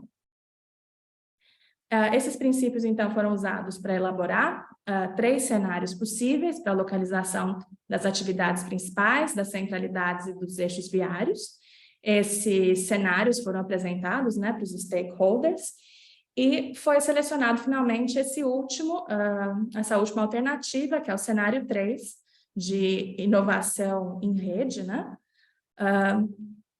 E esse terceiro cenário, a diferença dele para os outros é que ele localiza uma centralidade a leste do RIDES para conseguir conectar a Unicamp ao CPQD, e utiliza 2 eixos de desenvolvimento a leste da Unicamp, que então conectam a Unicamp, né, a universidade, à rodovia Adhemar de Barros. E utiliza os limites entre as terras públicas e privadas como uma interface onde eles localizam atividades variadas, tentando promover uma interação entre os usos mais privados de habitação e de usos mistos com os usos mais de inovação e tecnologia dentro da universidade, né, dentro da Fazenda Argentina. E para promover a mobilidade ativa, eles propõem ruas multifuncionais, com diferentes hierarquias, com a localização de comércios ao longo dessas vias, instalações de edifícios âncora e espaços públicos nos andares térreos das construções, né, dos edifícios, para tentar promover uma integração da rua com os meios de quadra. E dentro da área do RIDES, pretende-se também promover a mobilidade pessoal, com o uso de bicicletas, patinetes elétricas, enquanto o transporte público vai ser priorizado para uma conexão do RIDES com as demais regiões da cidade, utilizando um BRT. Para atingir essa conexão entre a área do RIDES e o entorno, foi sempre priorizado essa conexão com as vias expressas, né, como eu já falei, a rodovia Dom Pedro e a rodovia Adhemar de Barros. A proposta prevê ali a ocupação perimetral das quadras, deixando uma área verde no centro, uma densidade intermediária nas áreas residenciais, com edifícios entre 10 e 15 andares. Em alguns documentos eles falam que eles querem manter uma média de 300 pessoas por hectare de área edificada, o que eu acho que depois foi um pouco alterado, de acordo com outros documentos que eu encontrei. E eles defendem também o uso misto dentro das edificações, com uma divisão uniforme de usos residenciais, comerciais e de serviços, e de habitação de interesse social e equipamentos comunitários. E para as demais tipologias, né, de uso, são propostas edificações que fiquem entre 5 e 7 andares, com um coeficiente de aproveitamento entre 2 e 3. Nessa imagem aqui, a gente pode ver, então, a divisão, né, que eles propõem para essa ocupação. Dá para ver que habitação, inovação e espaços verdes ocupam 2/3 dessa área. E eles propõem que o RIDES passe a ter, então, 40 mil habitantes, gerando uma densidade populacional na área toda de aproximadamente 35 pessoas por hectare. Isso seria 2.550 unidades habitacionais dentro da área do RIDES, e eles também imaginam que haveria uma oferta de pelo menos 10 mil empregos. Mas nada disso, né, vai acontecer de uma hora para outra. Eles propõem, então, que a implementação disso seja feita de forma faseada, usando 3 fases diferentes, uma primeira fase em 5 anos, a seguinte em até 15 anos, com mais 20 mil habitantes, e ao longo de 25 anos eles atingiriam essa meta de 40 mil habitantes. A primeira fase, então, se inicia com um investimento público, que vai ser principalmente dentro ali da Fazenda Argentina. Essa ocupação dessa área da Unicamp serviria para desencadear uma segunda fase de ocupação, que ocorreria daí em conjunto com a iniciativa privada, né, para começar a ter mais serviços e habitação. Então, isso levaria aí mais ou menos 15 anos. E, finalmente, uma terceira fase o investimento seria principalmente da iniciativa privada, que conseguiria aí na próxima década dar conta de uma demanda por habitação e serviços. Então, o caso do RIDES é uma oportunidade assim singular, né, para a gente conseguir acompanhar o desenvolvimento de um master plan elaborado por uma empresa internacional que é especializada na implementação de parques tecnológicos, e também de analisar se essas estratégias são diretamente aplicáveis no nosso contexto aqui em São Paulo e no Brasil. Então, a apresentação que eu tinha era isso, eu espero que a gente possa aproveitar essa oportunidade para abrir uma discussão em torno desse processo, né, com a comunidade acadêmica, para gerar conhecimento, né, e trazer percepções que contribuam para a pesquisa no campo do planejamento e do desenho urbano, que são as referências que eu usei para essa apresentação. Obrigada. Obrigada, Marcela. Bom, então acho que a gente teve umas apresentações excelentes que cobriram, né, todo esse tema, tanto o Knowledge-Based Urban Development, né, de uma maneira assim mais geral, como também casos específicos, né, bem palpáveis, alguns que já estão acontecendo, já foram implementados, né, de uma maneira não necessariamente a que a gente gostaria, mas enfim, e aí agora essa oportunidade que a gente tem, como um estudo de caso em que a gente tem um trabalho de observação participante, né, com pesquisadores, olhando o que está acontecendo e tentando, de alguma maneira, influenciar também, inspirar esse processo, e a gente já está assim, bastante próxima da prefeitura, o que é uma coisa interessante, que acho que talvez não tenha acontecido em São Carlos, né, Lu?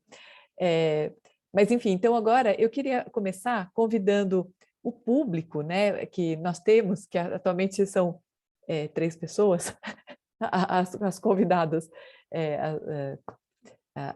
externas, mas que, na verdade, uma delas é a Ana Esperandio, que é uma pesquisadora do CEUC também. A Tatiane, se quiser se apresentar. A Silvia também, não sei quem é, porque não está aparecendo o sobrenome.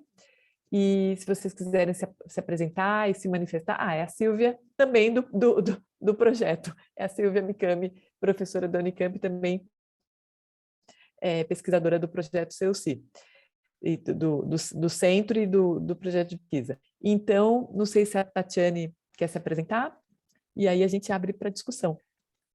Gabriela, eu queria incluir a Fernanda Foloni nessa a roda Fernanda das pessoas que estão assistindo, também, porque talvez ela queira perguntar algo. Fica à vontade, Fernanda, porque, desculpa, eu estava considerando que você era da organização do evento, mas se você também está interessada no tema, seria ótimo ter também a tua contribuição. Na realidade, eu ia participar como ouvinte, só que como eu estou na comissão também com os moderadores, aí me trocaram, eu acabei ficando aqui também. Então é ótimo, une o útil ao agradável. Exato. Então, na verdade, eu até tenho algumas dúvidas, sim, porque eu estou nessa área do planejamento com a paisagem, né, com a Luciana, e eu gostei muito de saber, de ver, na verdade, esse processo que vocês mostraram. Eu tenho uma dúvida um pouquinho específica, né, na verdade. Talvez não se encaixe na área de todas, mas é um pouco sobre a questão do deslocamento de fauna. Como vocês fazem para rastrear esse movimento? Só um detalhe, eu conheço a Gabriela Rosa, que você citou, ela fez mestrado comigo lá em Bauru, né? Então, eu conheço um pouquinho do trabalho dela, da questão de mapear a posição das aves, mas eu não sei detalhes. Que legal.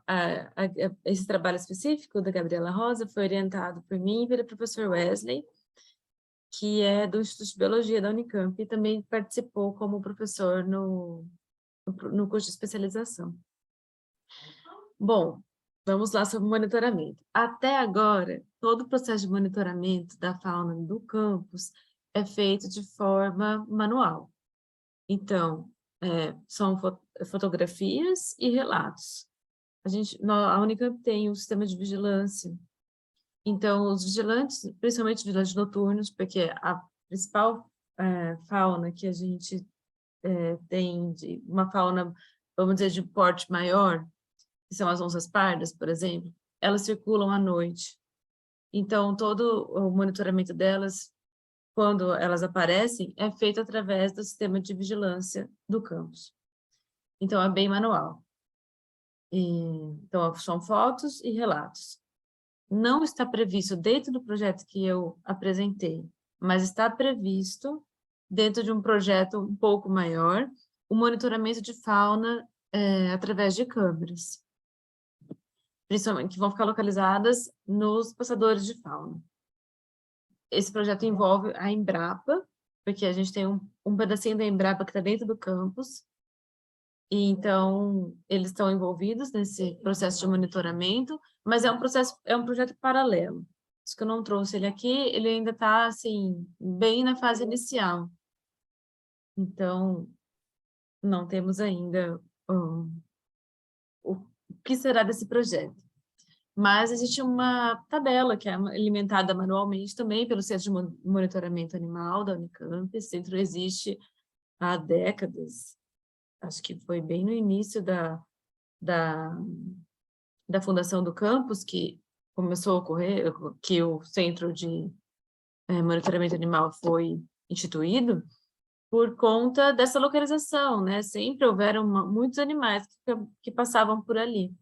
Então, existe um veterinário que é contratado da Unicamp, né, funcionário público, que faz todo esse monitoramento.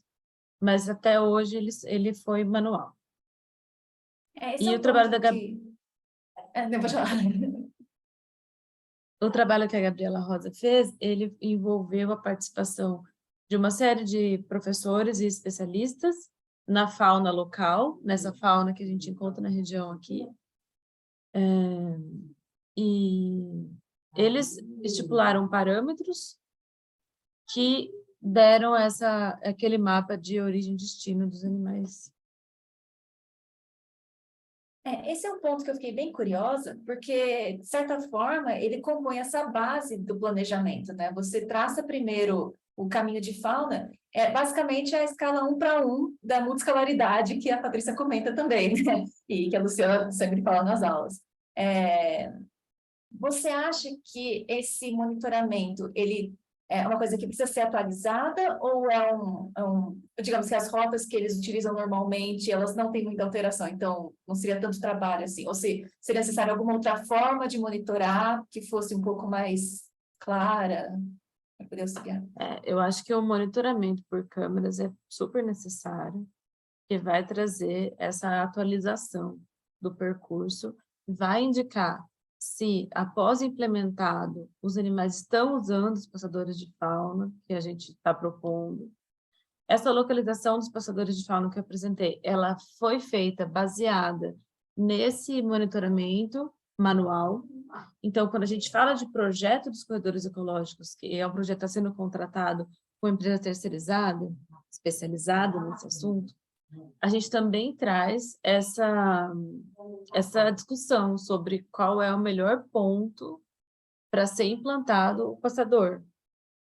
Os passadores, né, porque são vários. E daí as empresas que nós conversamos, porque ainda não foi, a licitação ainda não chegou, não foi concluída, mas nós conversamos com algumas empresas para tomada de preço. As empresas disseram que esse estudo precisa ser feito em loco, considerando não apenas o melhor traçado, o melhor trajeto para os animais, como também o melhor ponto de inserção, lógico, dos passadores, né? Para não inviabilizar alguma rota. Porque a gente tem alguns locais em que vai ser impossível, por exemplo, cavar um túnel para que o animal passe embaixo de uma rodovia, de uma rua, por exemplo. Então, a gente tem que estudar todos esses parâmetros. Não sei se eu te respondi, porque eu fui meio além mesmo. Obrigada. Obrigada. Então, ótima pergunta, Fernanda. E que tem a ver também com o planejamento, né? Como é que a gente começa a planejar por aí? Queria perguntar se a Silvia, Ana, Tatiane, tem algum comentário, alguma pergunta? Eu tenho boa tarde, pessoas. Muito gostoso estar com vocês aí. Oi, Lu. Oi. É só, na verdade, compartilhar um pouco uma preocupação perante o desafio que a gente tem. Talvez quem não é de Campinas, principalmente a Fernanda, a Lu conhece um pouco, mas essa região está numa área de uma pressão muito grande por condomínios fechados de alto padrão, eminentemente feito por casas, né? Então, uniresidencial, e é o típico que todo mundo conhece. E nessa semana, né, Gabi, a gente começa a ver, eu vejo com uma preocupação muito grande, uma manchinha que aparece na proposta da prefeitura de possibilitar condomínio. Eu não sei que tipo de condomínio, mas vejo até, por exemplo, na proposta que o Cris apresentou, que a Marcela brilhantemente trouxe para a gente, que eles falam, inclusive, de uma ocupação de uma forma mais coletiva, né? De uma mais compacta, vamos dizer, no sentido de um uso mais sustentável da terra, e não de casas unifamiliares em lotes imensos, uma densidade baixíssima, etc. E aí queria dividir e ouvir vocês um pouquinho, como que vocês estão enxergando esse desafio que vai ser, porque me parece que se deixar para conta dos proprietários, aquilo vai voltar a ser que nem do outro lado da rodovia, só condomínio fechado, misturado com algumas coisas de educação e de equipamentos que a gente já tem. Obrigada. Obrigada pelo comentário, Silvia. Eu vou deixar talvez a Marcela falar um pouco, mas e depois, se for o caso, talvez eu poderia falar um pouco, porque eu participei na segunda e na terça das apresentações que a prefeitura fez, e eu poderia dar também os esclarecimentos. Mas, Marcela, você quer comentar? Não, eu acho que realmente a Silvia tem razão. É uma tendência muito forte que tem aqui, inclusive como moradora próxima do local, a gente vê que tem muita coisa acontecendo que está levando realmente, né, por conhecer proprietários de terras que estão entrando com pedidos para tentar fazer condomínios, inclusive condomínios de um tipo ainda mais complexo do que... Bom, acho que todos são complexos, mas são terrenos menores ainda. Tem condomínios que estão sendo ali procurados para 250 metros de terreno. Então, eu não sei, realmente é uma questão complexa. Mas eu vejo que a prefeitura, pelo menos aquilo que veio com a lei complementar, talvez esteja tentando sair um pouco dessa questão, não aprovando a residência unifamiliar, como a Gabi pode falar, mas como tudo em Campinas pode ter intenções, as intenções sempre entram em choque, a gente nunca sabe o que sai do outro lado, né? Se isso realmente vai ser seguido. E já é uma região que tem muitos problemas ali. Quem mora aqui perto sabe o drama que é o Inhumas aqui passando, como o rio está poluído, como isso é problemático. Então, eu acho que a Gabi pode falar um pouco do que ela ouviu, né, nas reuniões da prefeitura, e a gente precisa, né, ao longo desses próximos anos que a gente está no CELSI, começar a entender realmente em que direção que isso vai, né? Se realmente vai ter algum processo diferente mesmo com esses projetos de lei, ou se o condomínio fechado vai ganhar, como ganhou em todas as outras regiões de Campinas, né? Então, eu assisti a apresentação da Secretaria de Planejamento Urbano na segunda-feira na Câmara, pela manhã, e ontem à tarde eu tive na apresentação no CAT, que era mais específica para os proprietários da região. O que, assim, a minuta da lei não foi ainda apresentada na íntegra, ela vai ser apresentada na segunda-feira só, vai ficar disponibilizada e no site da prefeitura, e inclusive já vão disponibilizar o formulário para contribuições.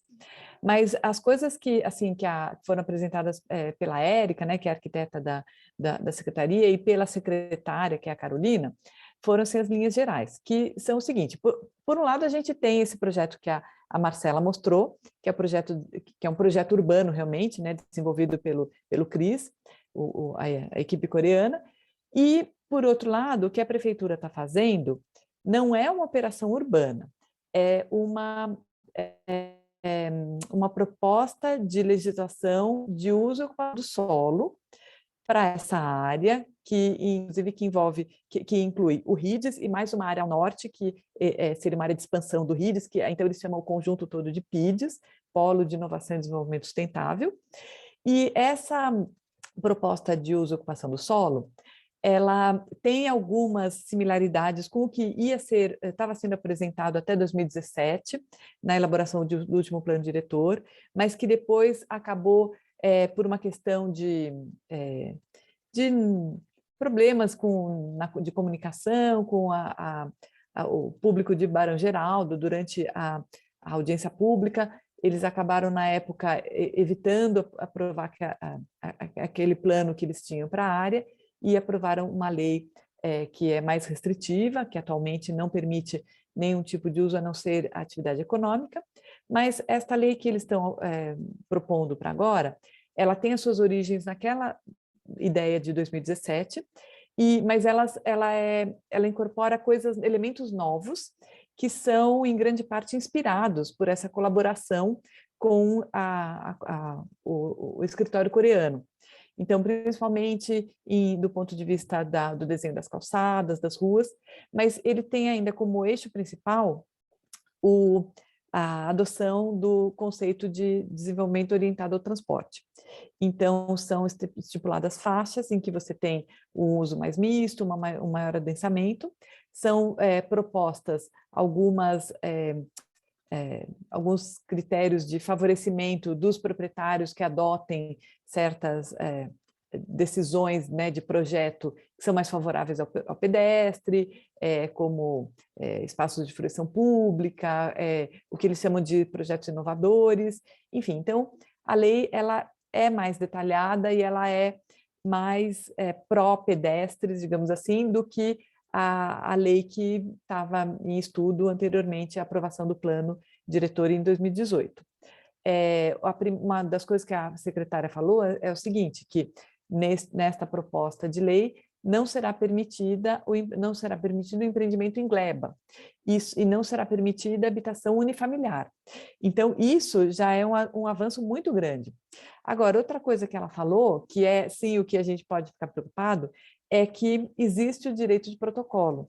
E a gente sabe que tem algumas glebas que já haviam entrado com um pedido de cadastramento da gleba e pedido de aprovação de condomínios fechados, dentro da lei anterior ao plano diretor de 2018, que era uma lei que permitia que cada gleba tivesse 40% de habitação e 60% de atividade econômica.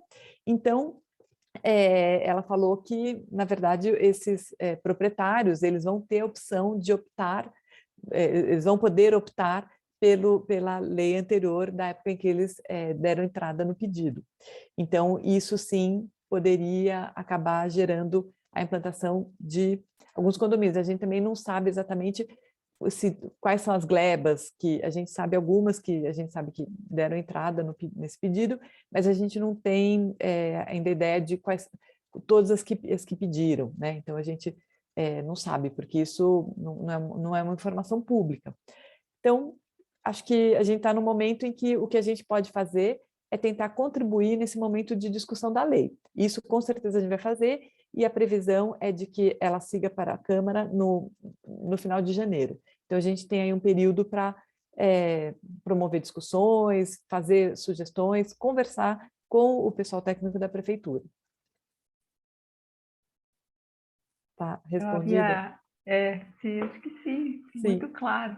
Eu tinha erguido a mão, Gabi, porque eu queria falar alguma coisa que repercute ou conversa com o que eu apresentei. Deixa eu só abaixar a mão aqui para não esquecer. Eu acho que isso que a Silvinha traz para a gente, ou seja, nós temos uma situação de pressão e também me parece que temos em haver uma boa investigação de como é esse entorno, qual é a qualidade desse entorno. Mesmo aquilo que já está ali, obviamente, né? Ou seja, tem a PUC de um lado, tem a Unicamp do outro, eu acho que a gente precisa de uma pesquisa de origem e destino, a gente precisa fazer esse mapeamento de quem são essas pessoas que estão lá já, e a ideia de que isso pode ser, de fato, uma tremenda oportunidade, que São Carlos, de algum modo, perdeu. Porque quando se começou a fazer todo o processo de São Carlos, os documentos, que são os documentos originais, são primorosos. O professor Carlos Roberto Monteiro de Andrade os escreveu assim, dentro de parâmetros e paradigmas ultracontemporâneos, né? Ou seja, falava da comunidade, falava dessa interação. Então, eu acho que tem uma questão urbanística aí que também passa pelas pessoas e que a gente precisa incorporar ao processo. É lógico que quando você começa a mostrar esse cenário dos proprietários de terra visualizam essa ilha de excelência, esse lugar que de fato vai ser um ponto fora da caixa. Eu acho que a gente pode conseguir aderência a esse processo. Então, eu estou falando mesmo de uma alteração cultural, que eu já vinha a falar desde a minha primeira fala, quando encontrei vocês, e que eu acho que a gente não pode perder a oportunidade de enxergar aqui. A paisagem, ela plasma, ela conta para a gente quais foram as nossas escolhas até hoje. Então, quando a gente olha Campinas, e eu não sou uma expert em Campinas, mas quando eu experiencio Campinas, eu vejo uma cidade ultra rodoviarista, eu vejo uma dificuldade imensa de acessar os lugares, eu vejo fragmento para tudo quanto é lado, a imagem que a Patrícia trouxe é incrível, né? Então, é a macrometrópole mesmo espalhada de São Paulo até Campinas, e isso, quando se vai, então, ao fenômeno, é uma dureza, é uma super dureza. Isso sem falar na poluição, no fato das questões físicas da natureza estarem completamente desabilitadas nesse processo todo. Elas só vão sendo conflito, conflito, conflito, e a gente vai comendo pelas bordas e tentando fazer coisas que estão a quilômetros de distância das imagens que a Marcela mostrou. A Marcela mostra imagens de excelência, que poderiam estar em qualquer lugar do mundo. Sim, sonho de consumo, né? Fachada ativa, miolo de quadra verdejado, uma densidade que você faz tudo a pé, excelente. Só que como é que a gente faz um match entre o que está lá e esse desejo? Tem aí um caminho para a gente seguir, e ele é super político, no sentido de incluir essas pessoas e mostrar que essas áreas de excelência, elas podem ser um pedaço de cidade diferenciado. Eu acho que isso interessa a todo mundo, inclusive a eles. Sem querer polemizar ou concentrar, mas é nessa linha, porque, Gabi, talvez, assim, eu sei que tem o direito de protocolo, mas para isso não realmente ser assim, como se fosse alguma coisa muito boa, me parece que a legislação deveria ter incentivos, né, que fossem, sim, vinculados a essa paisagem, a essa condição muito específica que está ali, e que fizessem, no mínimo, esses proprietários a fazer a conta. Né? Então, acho que a linha que eu acho que, infelizmente, eu esperava que a Prefeitura de Campinas enxergasse isso, porque para ela, inclusive, isso pode ser muito benéfico. Né? Então, talvez, em vez de punir, vamos dizer assim, quem vai para essa linha, a conduta tem que ser outra. Tem que ter incentivos, quer adotar nessa direção? Então, tem uma redução, tem um estímulo, tem, entendeu? Vários sentidos, mesmo que vale a pena. Eu acho que talvez assim, e é nesse momento da legislação, né, que possa, pelo menos, forçar eles a fazerem a conta. Não ir direto para a solução do condomínio. Então, essa conta, eu não sei se ela foi feita, entende? E aí, eu acho que o nosso papel como universidade talvez seja justamente isso. A gente poderia elaborar esses cenários, fazer essa conta. E por isso que a gente está contando, por isso que um dos métodos que a gente se propõe a utilizar no projeto do CEUCI é a modelagem de cenários por meio de sistemas de informação, sistema de modelagem da informação da cidade, o City Information Modeling. E isso, sim, eu acho que pode ajudar a mostrar essa conta, porque essa conta ela não é muito simples de fazer, né? E é uma modelagem. É uma conta que não dá para fazer por quadra, tem que ser feita para a área toda, né? Exato. Para cada uma das glebas tem que ser feita. Cada uma pode ser que para uma... pode ser que para uma vale a pena, para outra não. Então, e a gente mesmo não sabe dizer, né? Tem que ver, porque vai depender de onde incide a APP, onde não incide, onde... Então... É um desenho de alta costura mesmo. A gente tem que fazer todo esse cenário e ele tem que ser intercambiável, inclusive. Algumas peças podem ser trocadas para a gente poder estabelecer esse diálogo. Olha, a Ana Esperandio, ela colocou uma mensagem aqui. Sou pesquisadora do CEUCI, do LabNUR, da Unicamp, pesquiso planejamento urbano e cidades saudáveis. Os assuntos abordados se conectam com a saúde de alguma maneira? Eu não sei se é uma pergunta ou não sei se ela esqueceu de botar a interrogação. Não, acho que ela está afirmando. Ou se é uma afirmação. Desculpa. Muito a fazer. Desculpem. Ana, não sei se você gostaria de fazer também algum comentário. Desculpem, eu estou sem... Escutam? Vocês me escutam? Sim, estamos escutando perfeitamente. Eu estou sem imagem, desculpem. É um prazer estar aqui. Gostaria de parabenizar as apresentações que foram realizadas aqui, a discussão muito rica, e o quanto eu vejo, talvez, quantificar a possibilidade de anos a mais de vida com qualidade a partir das propostas de modificação. Porque todos os assuntos discutidos, e que eu venho acompanhando recentemente, como se conecta com o ter mais saúde ou esse processo saúde e doença. E o quanto um projeto como esses apresentados aqui, eles vão serem marcadores de qualidade de vida, com certeza. Porque quando você pensa na fauna, quando você pensa na flora, na proteção, quando você pensa na utilização da terra, na agricultura urbana, você está pensando principalmente, e concordo com a fala anterior, o quanto você está pensando no humano, né? Deve usufruir de tudo isso. Muito, muito bom. Eu agradeço, inclusive, desculpem eu estar sem imagem, porque meu celular deu algum problema aqui, e parabéns a todos. Eu gostaria muito de continuar essa discussão para aprender mais, e realmente, cada vez mais eu consigo visualizar, já trabalho há muitos anos com agricultura urbana, com implantação de hortas, de norte a sul desse país, com a participação da sociedade civil, mantendo isso, e durante a pandemia isso foi muito, muito, muito solicitado, porque é uma forma deles, além deles comerem, deles se curarem também, tanto da saúde mental, quanto da própria, uma forma deles se alimentarem. Então, assim, muito tem-se a discutir, essa minha fala é só uma perninha diante de todo esse o contexto colocado aqui, as pesquisas, e eu espero que a gente tenha, com certeza teremos novos momentos para discutir. Muito grata, Gabi. Obrigada, Ana. Bom, já são 4h06, né? Aí agora a Fernanda que me disse, a gente já deve encerrar a sessão? Já. O limite do horário já deu. Uhum. Se alguém tiver mais alguma última dúvida, acho que ainda dá tempo, mas talvez a sala feche automaticamente em breve. Bom, mas de qualquer maneira, assim, eu acho que a gente já pode agradecer a todos os participantes, a todos os apresentadores, e a discussão vai continuar, com certeza. Aí agora, então, que eu já fiz os comentários finais, agradecer a todo mundo. Se vocês quiserem continuar, a gente continua aqui a discussão até que a sala feche, vocês que sabem. Mais algum comentário?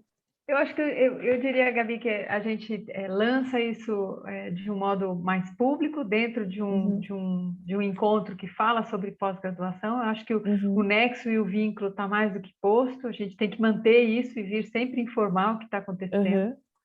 E é isso. Agradecer a todo mundo. Tá.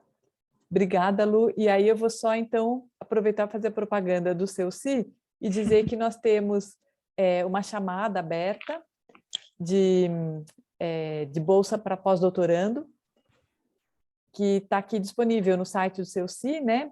sites.google.com/unicamp.br/CEUCI. E aí vocês vão ver que tem a chamada para newsletter, e na newsletter tem aqui as bolsas que estão disponíveis, não apenas de pós-doutorando, mas tem também bolsas de jornalismo científico, treinamento técnico, iniciação científica. Então, quem tiver interessado, e que se quiser também ver as notícias que nós temos publicado aqui sobre o andamento do projeto do RIDS, né, sobre o qual a gente falou, e também se quiserem saber mais sobre o projeto de pesquisa em si, né, tem aqui, pode baixar o projeto de pesquisa na íntegra, que foi aprovado pela FAPESP, conhecer mais sobre os pesquisadores, as instituições, enfim. A gente vai colocar mais eventos aqui na agenda, assim que tiver mais coisas abertas ao público. E então é isso. Já fizemos a propaganda também, a divulgação. Excelente. É isso. Então acho que a gente pode encerrar, né, gente? Vamos lá. Tá bom. Muito obrigada, viu? Aprendi um montão. A gente também com você. A ideia aqui é essa, né? Todo mundo aprendendo Muito com todo bom. mundo. Muito bom. Grata.